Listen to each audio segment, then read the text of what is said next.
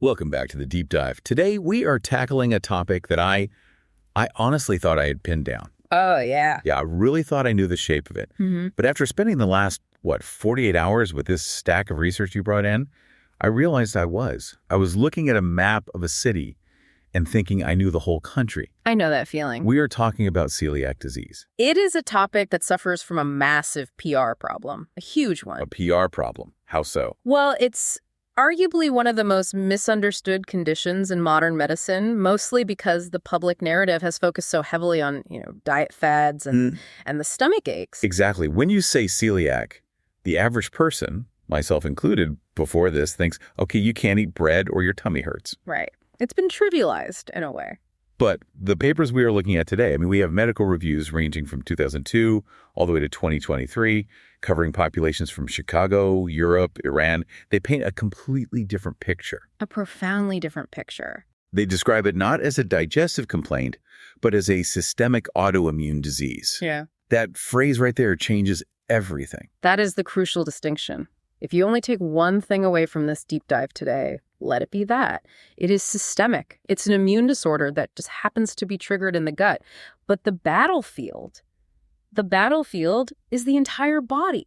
The hook that really grabbed me and frankly terrified me a little bit was this statistic, the one about extraintestinal manifestations. That's medical speak for symptoms that have nothing to do with digestion. Right. The data suggests that for a massive portion of patients, we're like at 60%, in both children and adults, these are the dominant symptoms. In many cases, they are the only symptoms. You have people walking around right now, probably people listening to this, who are treating migraines or wondering why they can't get pregnant or trying to fix a blistering skin rash. And their stomach is totally fine. Totally fine. They have absolutely zero digestive pain.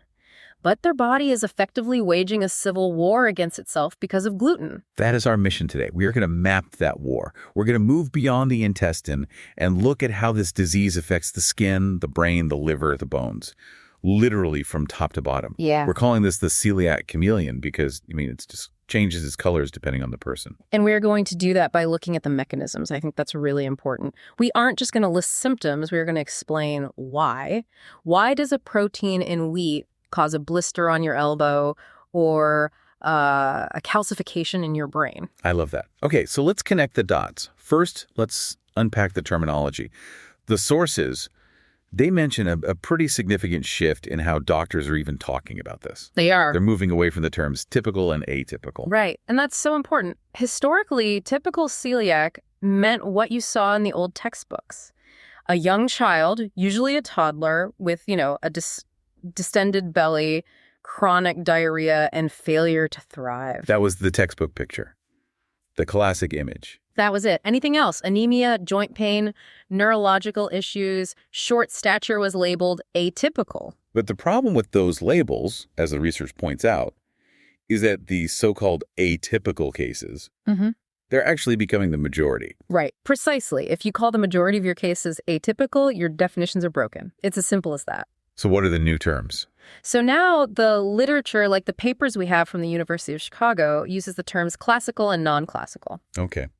Break that down for us. What's the difference? Classical refers to those patients with prominent, obvious signs of malabsorption in the gut. So diarrhea, significant weight loss, steatorrhea, which is fatty stool, the stuff you can't ignore. The stuff people think of when they hear celiac. Exactly. Non-classical, on the other hand, refers to patients who don't have those obvious digestive signs but present with one or more of these other systemic issues: anemia, osteoporosis, short stature, infertility, neurological problems. And this brings up the iceberg concept that was mentioned in the source material. I thought that was a fantastic visual for understanding this whole diagnostic gap. It is the perfect visual. The classical cases, the kids with the tummy aches, they're just the tip of the iceberg sticking out of the water. Easy to spot. Very easy to spot. Any reasonably well-trained pediatrician can identify them, but the vast, vast majority of the ice, the non-classical, and even the silent asymptomatic cases is submerged. And that's where people get missed. For years, sometimes for decades. General practitioners might miss them because they aren't looking for gut problems. They see the symptom, the iron deficiency, the rash, and they treat the symptom. They never look for the root cause hidden below the surface. Which is terrifying, actually. You could be treating a symptom for years while the disease is just ravaging your body underneath. Exactly. And that brings us to the why. Before we take our tour of the body, we have to understand the engine driving all of this. How does a problem in the gut reach out and affect the brain, or the skin, or the bones? The sources outline two main pathways. Let's start with the first one, which seems a bit more mechanical: malabsorption. This one is the most straightforward. In celiac disease, the immune system launches an attack that destroys the villi. And remind us what the villi are. They are tiny, finger-like projections that line the small intestine. Their job is to absorb nutrients from your food. Imagine a tennis court. A tennis court. Yeah, that's the surface area of a healthy gut, all folded up on itself. It's a massive area designed to soak up everything good from what you eat. In celiac, that tennis court gets flattened into a ping pong table. Wow, so you just lose the real estate need to absorb fuel. Correct. You flatten the villi, you lose that surface area, and suddenly you can't absorb iron, calcium, vitamin D, or B12 properly. The consequences from there are pretty logical. No iron, you get anemia. Right. No calcium and vitamin D. You get weak bones, osteoporosis. It's a direct cause and effect, but that's just the first pathway. Right, because the second pathway is the one that seems to explain the weirder, more disparate symptoms, the autoimmune response itself. This is the complex one. It involves the leaky gut phenomenon. Now, I know that term gets thrown around a lot in wellness circles and can sound a bit pseudoscientific. Yeah, exactly. But in celiac, it is a specific, defined pathological event. The damage to the intestinal lining impairs what's called the hematointestinal barrier. The barrier between the inside of your gut and your bloodstream. Precisely. The tight junctions, the little molecular rivets holding your gut cells together, they break open. This allows things that shouldn't get through to get through, specifically gluten peptides. And once they're in the bloodstream, the immune system just freaks out. It triggers an inflammatory cascade. Your body releases pro-inflammatory cytokines. Think of these as the alarm bells of the immune system, things like TNF-alpha and interferon gamma. And these chemicals don't just stay in the gut. No, they travel through the blood and cause low-grade inflammation everywhere. But it gets even more specific and much more targeted than just general inflammation. This is where the antibodies come in, right? This transglutaminase family. Yeah. This was mind-blowing to me. Yes. We have to talk about tissue transglutaminase, or TTG. If you've ever been tested for celiac, you've probably seen TTG-IgA on a lab slip. That's what they're looking for. Right. Specifically, that test looks for antibodies against an enzyme called TTG2. TTG2 is the main autoantigen in the gut. But here is where it gets really, really interesting. There isn't just one type of transglutaminase. Wait, so there's a whole family of them? There is. The Durazo paper breaks this down beautifully. You have TTG2 in the gut, but you also have TTG3, which is found primarily in the epidermis, the skin, and you have TTG6, which is found almost exclusively in the nervous system in the brain. So, let me get this straight. My body is making antibodies to attack this enzyme in my gut. And those same antibodies, or similar ones, might also start attacking the enzyme in my skin or my brain. That is the leading hypothesis. It's called molecular mimicry, or epitope spreading. If you produce antibodies against TTG3, you get skin blisters. If you produce antibodies against TTG6, you get neurological damage like ataxia. It's friendly fire. Your immune system is attacking your own tissues in different parts of the body because they look chemically similar to the target in the gut. That's it. It explains so much. It's not just that your brain is starved of nutrients. Your immune system might be actively, directly targeting your brain cells. Wow. And of course, underneath all of this, you have to have the right genes to begin with. Correct. The genetic predisposition, we have to mention the HLA genes. HLA-DQ2 and HLA-DQ8. The Solarian study from Iran really highlighted this. They did. In their group of children, about 85% had the DQ2 gene variant, and about 40% had DQ8. Now, you can have combinations, which is why the numbers don't sum to 100 perfectly. But the key takeaway is what? The key takeaway is that almost every single celiac patient has one of these genetic markers. They are necessary but not sufficient. Meaning, you absolutely need the gene to get the disease, but just having the gene doesn't guarantee you'll get it. Exactly. About 30-40% of the general population has these genes, but only 1% develop celiac disease. So something else pulls the trigger. Maybe a virus, maybe stress, maybe changes in the microbiome. We don't know for sure. But once that trigger is pulled, the system-wide attack begins. Okay, that is a fantastic foundation. So let's start our tour of the body. I want to start with the visible signals, the things you can actually see on the outside. Let's talk about the skin. The classic one, the one most associated with celiac, is dermatitis herpetiformis, or DH. The sources describe this as intense, itchy blisters. Intense is. It's putting it mildly. Patients describe it as a burning, stinging itch that is almost unbearable, that drives them crazy. It presents as clusters of small blisters or vesicles. And it shows up in specific places, right? Very specific places. It has a very characteristic distribution. The elbows, the knees, the buttocks, the back of the neck, basically the extensor surfaces of your limbs. Now, the name is confusing. Why is it called herpetiformis? That immediately makes you think of herpes. It's a total misnomer, a really unfortunate one. It has absolutely nothing to do with the herpes virus. It's just called that because the way the blisters cluster together visually resembles a herpes outbreak. But it is purely autoimmune. And this ties directly back to that TTG3 enzyme we just mentioned. It does. The mechanism is fascinating. IgA immune complexes. So these are clumps of antibodies bound to their target. They react with TTG3 in the bloodstream, and then these clumps get filtered out and deposit themselves in the papillary dermis, which is the very top layer of your skin. And that deposit is what causes the problem. That deposition is like a distress signal. It attracts white blood cells, causes a huge local inflammation, and that inflammation leads to blistering and that terrible itch. Okay, here is a diagnostic clue from the notes that just blew my mind. The Durazo paper mentions that often these patients have no gut symptoms. That is a critical point. You go to a dermatologist for an unbearable rash on your elbows. You have zero stomach pain, no bloating, nothing. But if they were to biopsy your intestine, 75% of those patients would show significant villus atrophy, real gut damage. The gut is being destroyed silently while the skin is screaming for help. The skin is the whistleblower. That's the chameleon at work. So how do you treat the rash? Do you put a cream on it? Creams are just a Band-Aid. They might soothe it for a minute. The only real treatment is a strict gluten-free diet. But it doesn't go away overnight. Far from it. The skin takes a very long time to clear. It can take up to 2 years on the diet to fully clear those IgA deposits from the skin. 2 years. That is a real test of patience. It is. So often patients are prescribed a drug called dapsone in the meantime to control the itching and blistering, but the diet is the only long-term cure. Now, the sources also mention psoriasis and hives or urticaria. What's the connection there? Yeah, there's a definite link. Celiac patients are at a higher risk for psoriasis. The theory is that the same type of immune response, what's called a Th1 response, that's causing inflammation in the gut, is also driving inflammation in the skin.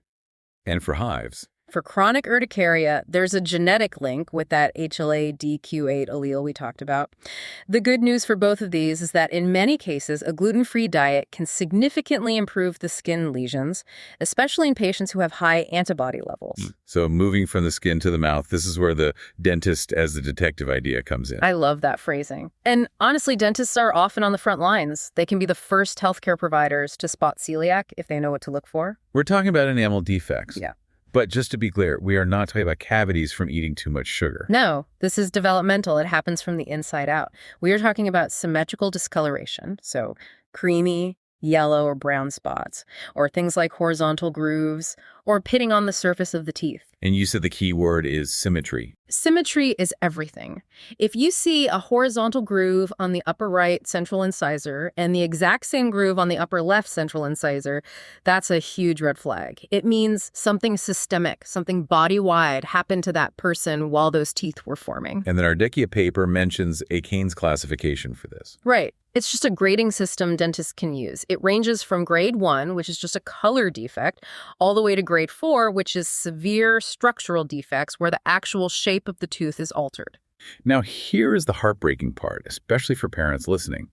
The timing is key. It is. This damage happens when the enamel is forming. So for the permanent teeth, we are talking about the period before age 7.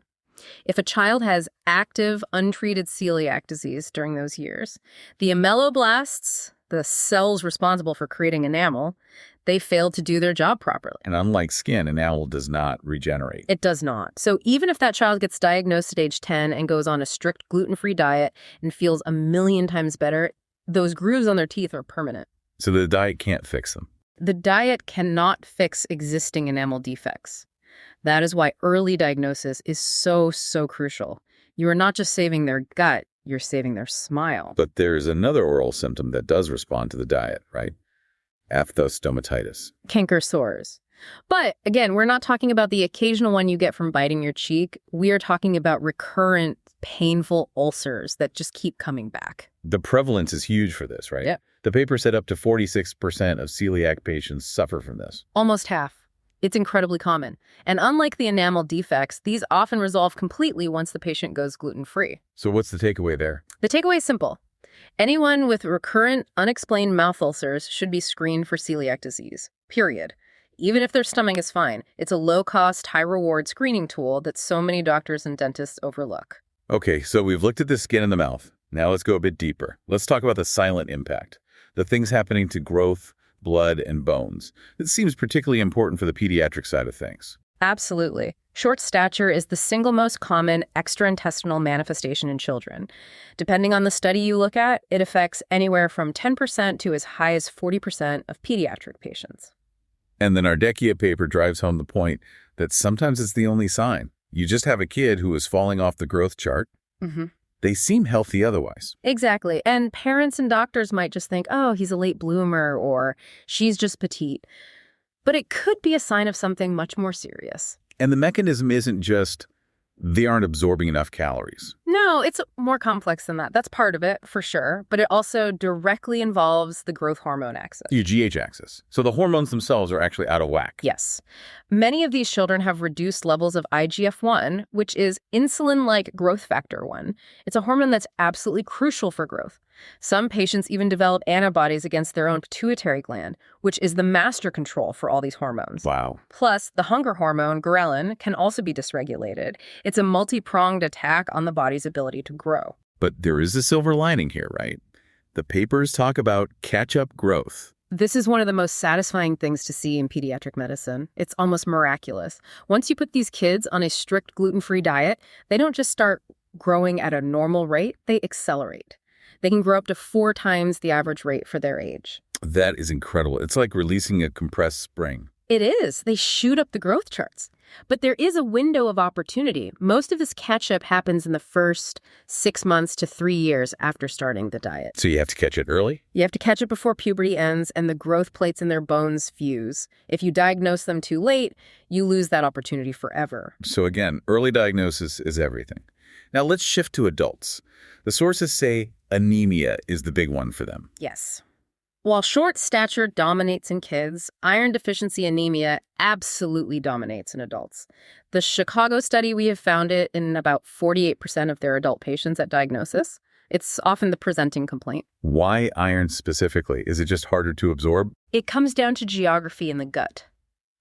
Iron is primarily absorbed in the duodenum. That's the very first part of the small intestine, right after the stomach. Okay. That happens to be the primary battleground for celiac disease. That is where the damage is usually the worst because it's the first place the gluten hits. So you completely lose the ability to absorb iron effectively. So what happens if a doctor just gives them iron pills? They often don't work. And this is a huge clinical clue. You can swallow all the iron you want, but if the door, the villi is broken and closed, it's not getting into the body. That's called refractory anemia. Exactly. If a patient is taking their iron supplements and their numbers don't budge, you have to test for celiac disease. It should be automatic. And the recovery takes time here, too. It's not a quick fix. It does. Right. First, the gut has to heal, which takes months. Then the iron absorption can slowly start again. Then the body has to replenish its depleted stores. It can easily take 12 to 24 months to get iron levels back to normal. Let's talk about bones. Osteoporosis.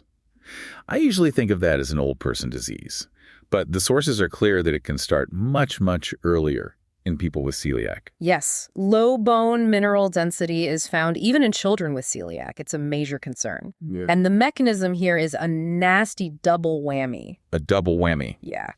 First, you have the direct malabsorption of vitamin D and calcium, which are the building blocks of bone. When the calcium level in your blood drops, your body panics. It triggers what's called secondary hyperparathyroidism. Which does what? The parathyroid gland releases a hormone that tells the bones to release their stored calcium into the blood. It's a survival mechanism to keep your heart and muscles working. It essentially leaches the calcium right out of your skeleton. So it sacrifices long-term bone health for short-term survival. Precisely. That's the first whammy. What's the second? Inflammation. Those same pro-inflammatory cytokines we talked about earlier, IL-1, IL-6, they don't just float around harmlessly. They actually stimulate the cells that break down bone tissue, so they actively attack the bone. They activate osteoclasts, which are the cells that dismantle bone. So you have malabsorption, starving the bones of new material, and you have inflammation actively tearing down the existing structure. That's a brutal combination. But the good news is bone density can return. It can, especially in younger patients. After about 1 year on a gluten-free diet, we see significant improvements in bone density. For children, they can often go on to reach their normal peak bone mass. For adults, we can stop the loss and often reverse it significantly. Okay, I want to move to the section that I found the most unnerving, honestly. The nervous system, the deep connection between the gut and the brain. This is an area of intense research right now, and it's one of the most debilitating aspects of the disease for many people. The term gluten ataxia appears in the Barrazo paper, and it is something every listener should understand. Ataxia means loss of coordination, right? Okay. Balance issues. Yes. Difficulty walking, gait instability, clumsiness, problems with fine motor skills. Patients describe it as feeling drunk when they're completely sober. And this goes back to that specific antibody we mentioned earlier, the TTG6. Exactly. The running theory is that these anti-TTG6 antibodies cross the blood-brain barrier and attack the Purkinje cells in the cerebellum. The cerebellum is the part of the brain that controls balance and coordination. And the scary part the paper mentioned is lost neurons don't grow back. That's the hard truth. Unlike the gut lining, which regenerates every few days, or the skin, which heals, brain cells are largely finite. If you lose them, they're gone. So what does the diet do for ataxia? If you catch gluten ataxia early, the diet is crucial. It stabilizes it, you stop getting worse, but you might not recover the function that was already lost. That is why if a patient presents with unexplained coordination issues, celiac needs to be on the differential diagnosis immediately. Time as brain is not just for stroke, it applies here too. Then there's epilepsy. The sources describe a very specific and kind of bizarre syndrome involving calcifications. Yes, it's a specific triad. Celiac disease, epilepsy, and bilateral occipital calcifications. Occipital, meaning the back of the brain, the part that processes vision. Oh, correct. On a brain scan like a CT or MRI, you see these deposits of calcium in the back of the brain. We don't fully understand why it happens there specifically, but the link to celiac is very strong in these patients. Can the diet help that? Yes. The good news is that a strict gluten-free diet can often control the seizures and, very importantly, stop the calcification from progressing. What about the more common things? Brain fog. I feel like everyone complains of brain fog these days, but in celiac it seems to be a very distinct and profound symptom. It is. It's not just feeling a little tired or unfocused. Patients describe it as feeling like they're underwater. A real difficulty concentrating, major word-finding issues, transient confusion. And how does that respond to the diet? The Nardecchia paper mentions that unlike the structural nerve damage in ataxia, this brain fog usually clears up completely with the diet. It's likely driven by that systemic inflammation we discussed, that cytokine storm affecting brain function.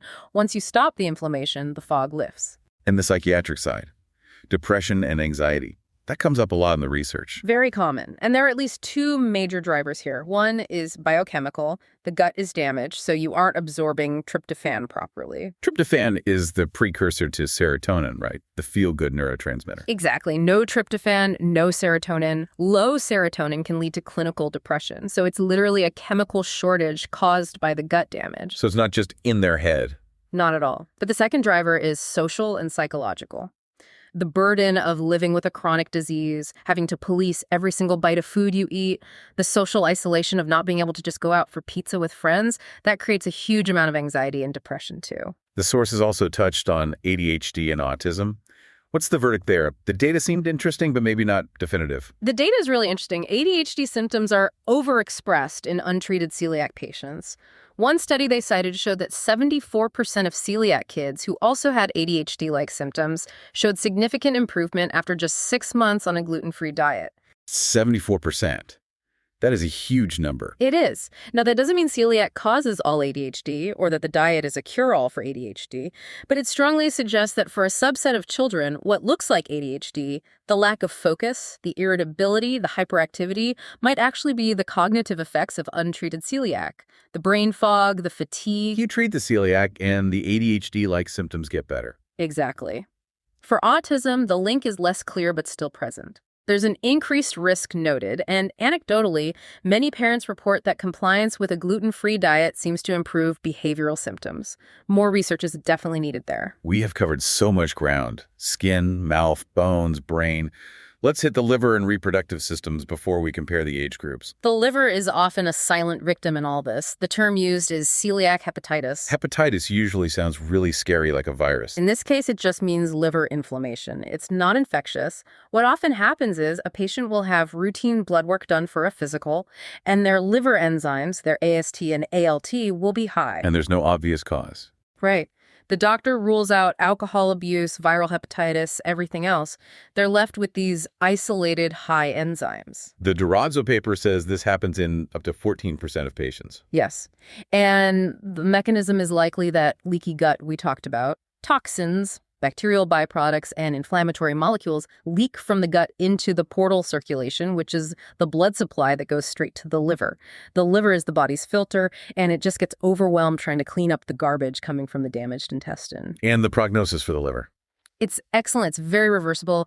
About 75%, 95% of patients see their liver enzymes completely normalize within a year of going gluten-free. Okay, and finally, reproduction. This is a big one for adults who might be walking around undiagnosed for years. It's a major and often overlooked issue. In women, we see a whole host of problems. Delayed menarche, which is starting periods late, early menopause, and a significantly higher risk of miscarriage. The source said 8 to 9 times higher risk in untreated women. Is that right? Yes. That statistic is staggering, and it should be on every fertility specialist's radar. 8 to 9 times the risk of recurrent miscarriage. Why? What is the mechanism? It's likely a combination of things. First, the obvious malabsorption. You need a huge amount of nutrients to sustain a pregnancy, and you just don't have them. But there's also an autoimmune theory that the antibodies might interfere with the formation of the placenta or the blood vessels needed to support the fetus. And for men, it's not just a female issue? Not at all. In men, it can affect sperm morphology, their shape, and their motility, how well they swim, and it can cause a strange state of androgen resistance, where you have normal or even high testosterone, but the body's tissues don't respond to it effectively. But again, the hopeful note here seems to be the diet. Yes. The research is clear that once a patient is on a strict gluten-free diet for about a year, their fertility rates become comparable to the healthy population. That is the recurring theme here. The damage is systemic and can be devastating, but the body's ability to heal is remarkable if you just remove the trigger. Absolutely. The body wants to heal. You just have to start poisoning it. Now, I want to look at Section 6, the comparative analysis. We have these 2 major studies, one from Chicago by Jericho and his colleagues, and one from Iran by Salarian. Mm-hmm. What happens when we pit the kids against the adults? What did they find? Well, first off, the prevalence of these extraintestinal manifestations is surprisingly similar. Both groups hover right around that 60% mark, so it's not like adults have more weird symptoms than kids. But the types of symptoms differ quite a bit. Drastically. It's like looking at 2 different diseases sometimes. In children, the dominant clinical profile is short stature, fatigue, and headache. In adults, the dominant profile is iron deficiency, anemia, fatigue, and psychiatric disorders like anxiety and depression. So fatigue is the bridge.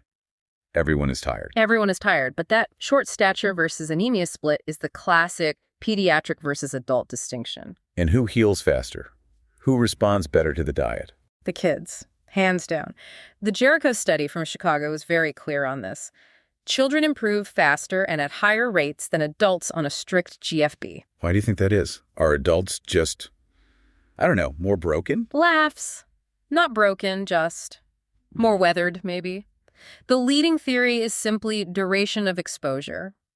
An adult diagnosed at 40 might have had undiagnosed active celiac for 20 or 30 years. That's decades of inflammation. Decades of inflammation, decades of autoimmune habituation. A child might have only had it for 2 or 3 years. The body just bounces back faster when the damage is more recent. It's easier to put out a small kitchen fire than a house fire that's been burning for a long time. That makes a lot of sense. Although there was one strange exception in the data, right? Yes, and it was a bit of a head-scratcher. Adults actually had slightly better resolution rates for anemia and for those elevated liver enzymes. Really? Why would that be? Well, it's just a theory, but it's possible that adults are simply better at compliance with taking iron supplements. Kids can be picky, and perhaps their liver's regenerative capacity is just more robust once the toxic flow from the gut stops. But for the subjective things, fatigue, mood, brain fog, kids bounce back much, much faster. There's another fascinating nugget in that Solarian study from Iran regarding genetics and body type. Oh, this was a real curveball. It goes against all the stereotypes. We usually associate celiac with being thin and short, that failure to thrive picture. Yeah, right. But the Solarian study found that patients with the HLA-DQ8 gene, remember that's the less common of the two main genes, they tended to be diagnosed when they were older. And they were often taller and heavier than their DQ2 counterparts. They didn't fit the classic profile at all. Not at all. This just highlights the chameleon aspect again. If you are a doctor looking for a skinny, short kid, you are going to miss the tall, heavy kid who has the DQ8 gene and maybe just presents with migraines or infertility. You cannot profile this disease by body type alone. And speaking of genetics, did the HLA type predict how bad the gut symptoms were? Surprisingly, no. In their study, the severity of the gut symptoms didn't correlate with the gene type. But, and this was another interesting find, the symptom of headache had a strong link with a different gene, HLA-DQ7. Which is just another layer of complexity. It really shows how individualized this disease is. It really is a fingerprint disease. No two patients present exactly the same way. So, bringing this all together, we have toured the entire body. We've seen the damage to the enamel, the skin blisters, the brain calcifications, the liver inflammation, the bone loss. So what here? What does this mean for you, the listener? I think the biggest takeaway, the paradigm shift we need, is that we have to stop thinking of celiac as a digestive disease. That is a misnomer that leads directly to misdiagnoses. We need to think of it as a whole-body immune disorder that just happens to be trudged in the gut. So for the listener who might be out there struggling with mystery symptoms, if you have migraines that won't go away, or infertility with no explanation, or anemia that stubbornly resists iron pills, or just a bone-crushing fatigue, and your doctor hasn't checked for celiac because your stomach is fine, you need to ask for the test. Insist on it. The gut might be the culprit even if the gut isn't hurting. don't let the lack of a stomachache fool you. Do not let it fool you. And for the parents listening, what's their key takeaway? Watch the growth charts like a hawk. And look in your child's mouth. Watch the dental enamel. If your child is falling off their growth curve or has those symmetrical discolored grooves on their teeth, don't wait. Early diagnosis prevents permanent damage like short stature or enamel loss. You are protecting their future health. And finally, for those who are already diagnosed and on the path, patience. Especially if you are an adult diagnosed later in life. The diet works, but as we saw with the skin and the anemia, it can take 1 to 2 years to fully heal and feel the benefits. Don't get discouraged if you aren't 100% better in a month. And strict, absolute adherence is key. The occasional cheat day isn't just a tummy ache, it resets that whole inflammatory clock. That's a tough pill to swallow, but all the data we've looked at supports it. It does. There's no middle ground with this disease. I want to leave our listeners with a final thought. We mentioned the iceberg earlier.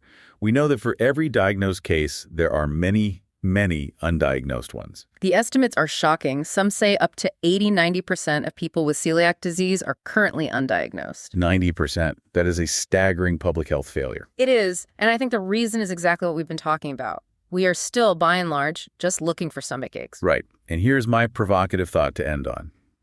If the gut is the center of the immune system, which we are learning more and more every day that it is, perhaps celiac isn't the outlier. Perhaps it's the prototype. Go on. Maybe it's the clearest example we have of how food, our genetics, and the environment can collide to affect our mental, physical, and neurological health. It's not just about gluten. It's a masterclass in how deeply connected our bodies truly are. I think that is a profound way to look at it. It completely challenges the siloed way we practice medicine. You can't just be a neurologist or a dermatologist or a gastroenterologist. With celiac, you have to be all of them at once. Exactly. So look at your own health history through this new lens. Try to connect the dots. You might find a picture you didn't expect. Thanks for diving deep with us. Thank you. It was a pleasure. We will see you on the next one.